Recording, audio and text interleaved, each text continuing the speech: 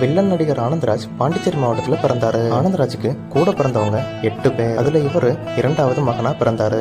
ஆனந்த்ராஜோட அப்பா மிகப்பெரிய தொழிலதிபர். தன்னோட மகன் போலீஸ் அதிகாரி ஆகணும்னு அவர் ஆசைப்பட்டாரு. இருந்தாலும் ஆனந்த்ராஜ் நடிப்புல ஆர்வம் காட்ட தொடங்கிய போது அவரது பெற்றோர்களும் அதை முழு மனசோடு ஏற்றுக்கொண்டாங்க. ஆனந்த்ராஜ் புகழ்பெற்ற எம்ஜிஆர் அரசு திரைப்படம் மற்றும் தொலைக்காட்சி பயிற்சி நிறுவனத்துல படிக்கவும் செஞ்சாரு. நீண்ட நாள் போராட்டத்திற்கு அப்புறம் 1988ஆம் ஆண்டு வெளியான ஒருவர் வாழும் ஆலயம் திரைப்படத்துல அவருக்கு ஒரு கதாபாத்திரம் கிடைச்சது. அந்த திரைப்படத்துல அவருக்கு நல்ல பேர் கிடைச்சிருந்தாலும் அடுத்தடுத்த திரைப்படங்கள்ல அந்த நல்ல பேரை தக்க வச்சிக்க தவறிட்டாரு. வில்லன் வேடத்துல இருந்து திடீர்னு கதாநாயகனாவும் மாறினாரு.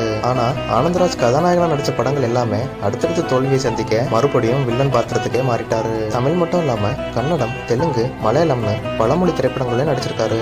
இது மட்டும் இல்லாம பாலிவுட்ல ஆக்ஷன் ஜாக்சன்னு ஒரு திரைப்படமும் நடிச்சிருக்காரு. கிட்டத்தட்ட 3 தலைமுறைகளா 100க்கும் மேற்பட்ட திரைப்படங்கள்ல நடிச்சிருக்காரு. 90s கிட்ஸோட ஃபேவரட் வில்லனும் இவர் தான்.